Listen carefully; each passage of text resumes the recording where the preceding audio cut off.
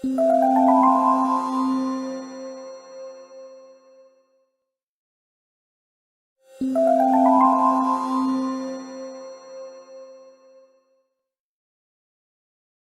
150 человек приезжает в Россию из недружественных стран каждый месяц. Такие данные привела член Комитета Госдумы по международным делам Мария Бутина. Среди тех, кто обрел приют в нашей стране, и немецкая семья Гризбах. Они, как и многие жители западных стран, бежали от ювенальной юстиции, ультралиберальной повестки и засилия мигрантов. О жизни иностранцев в России в нашем следующем сюжете. Мы в Малоярославце. Встречает у нас совсем не июньской погодой, поэтому согреваться будем в гостях у дружной немецкой семьи Гризбах. Пойдем знакомиться. Тук-тук. Здравствуйте. Вместе с главой семьи Андре, его женой Каролиной, двумя дочерьми и их детьми нас встречают еще собаки, хомяки и канарейки. Уже несколько лет Гризбахи живут в этом доме. А начиналось все в новогоднюю ночь в 2015-м, когда, оформив туристическую визу, они пересекли российскую границу. Я бы не назвала это переездом. Это было бегство. Мы набили наш фургон до краев всем, чем попало. Подгузниками, смесью, в общем, всем необходимым для детей. И поехали, даже не зная, сможем ли мы вообще пересечь границу. Мы приняли решение. У нас был выбор: дома и все, что у нас было, или наши дети. В конце концов, дом можно поменять. И без пенсии можно обойтись. Гризбахи выходили на протесты против наплыва мигрантов и отсутствия настоящей свободы слова. Но последней каплей стала ювенальная юстиция.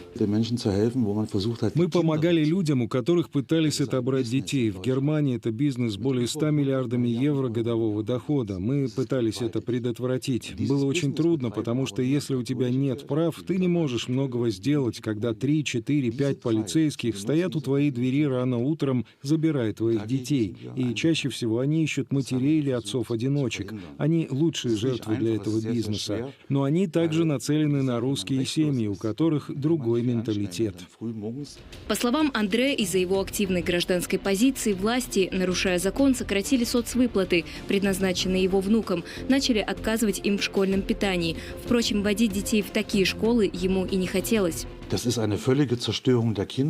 Идет полное разрушение детей, ранняя сексуализация, уничтожают их волю. Они, по сути, становятся человеческими роботами, когда вырастают. И начинается все в детском саду, и не с картинок. Есть специальные коробки, разделенные по возрасту. В них вещи определенного характера, которые дети могут использовать. Это полностью разрушает их дух. Русские семьи говорят, что это не в их менталитете, что это не соответствует их убеждениям, и людей берут под стражу. Теплое отношение к России у Андрея еще с детства. Он вырос в ГДР, а позже работал с российскими компаниями в геологоразведке.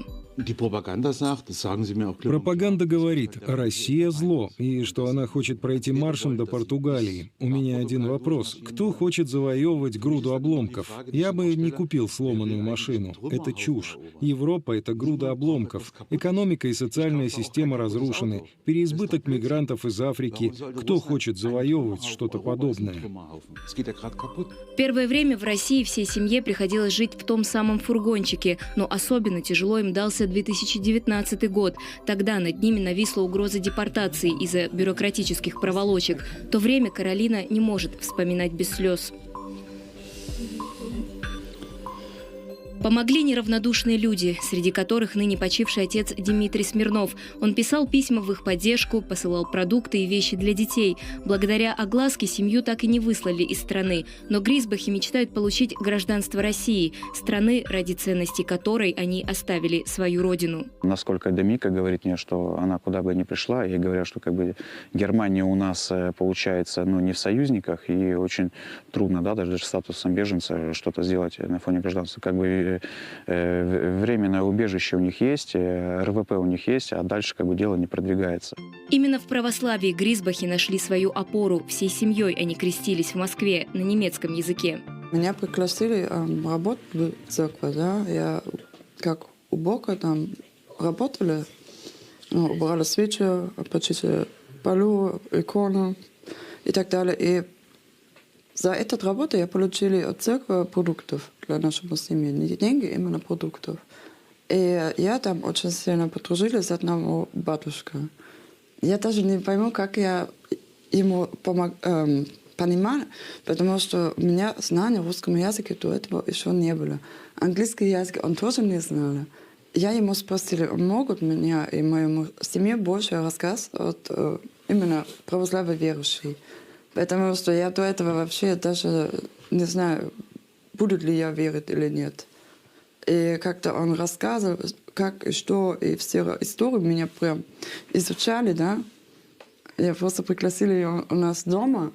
Он потихонечку изучали все наши семьи, и мы чувствуем прям это наша вера. Верующие в Германии покидают свои конфессии. Все больше и больше людей уходят из католической и лютеранской церквей. Они превратили свои храмы в развлекательные центры. Там можно есть пирожные, тусоваться. Христианство пытаются уничтожить. И я наблюдаю, что русская православная церковь переживает огромный рост в Германии. В Гризбахе семья творческая. Сестра Доминики Юлия показывает свои картины. Говорит, когда станет гражданкой России, оформит самозанятость и будет их продавать. Не отстает от своей тети и маленькая Луна Мари. Она тоже любит рисовать, а еще с удовольствием читает стихи на русском. Шла машина из Берлина, вкрасная вагонами. На сославной горой едут эшелонами.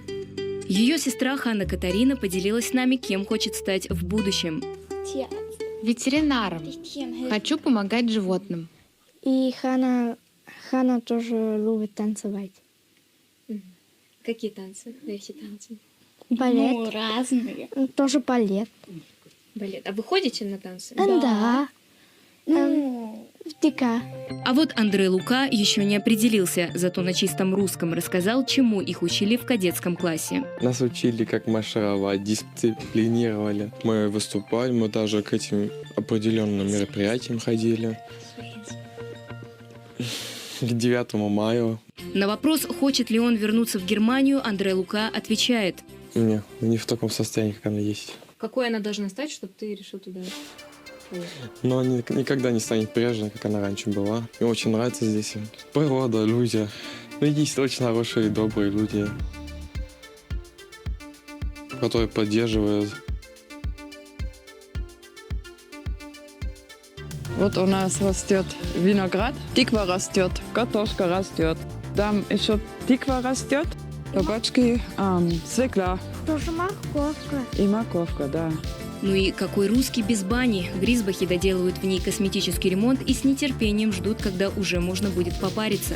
Это прям облегчает и стресс снимает. Это прям для души это место, и где можно встречать своих друзьями, обсудить вещи или просто отдыхать и помыть себе. Нет. Сауна, это не баня. Баня это другой, совсем другой. Встречаем хорошего знакомого семьи, отца Иоанна. В Гризбахе помогают ему строить храм недалеко от Малоярославца. Доминика также разносит молоко многодетным семьям, среди которых и семья священника. С нашей семьей немцев мы познакомились через русскую общину, через ролик, который прислала Ника мне, где она рассказывала про источник. Вот у нас на приходе есть источник царственных мучеников, и она увидела, что я служил там молебен, и прислала мне видеоролик про то, что вот она тоже была на этом источнике, и там вот снимала про этот источник. Посмотрел, мне очень понравилось, что немцы по национальности, но родные по духу нам. Вот еще когда-то в детстве, я помню, мне отец говорил, если православный, значит русский. Вот, поэтому как-то вот эта такая духовная близость, она сразу ощутилась.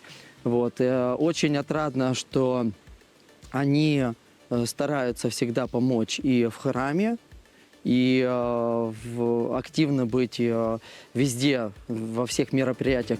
Батюшка приглашает нас в храм, над строительством которого он трудится вместе с семьей Гризбах. Андрей садится в семейную буханку. Машина обклеена символикой российско-немецкой дружбы. Я служил в ВВС Восточной Германии в качестве унтер-офицера. В 90-м году меня уволили. Запад сказал, что мы политически неблагонадежны, потому что мы из ГДР. Но мы все дали клятву помогать друг другу. И я придерживаюсь этого.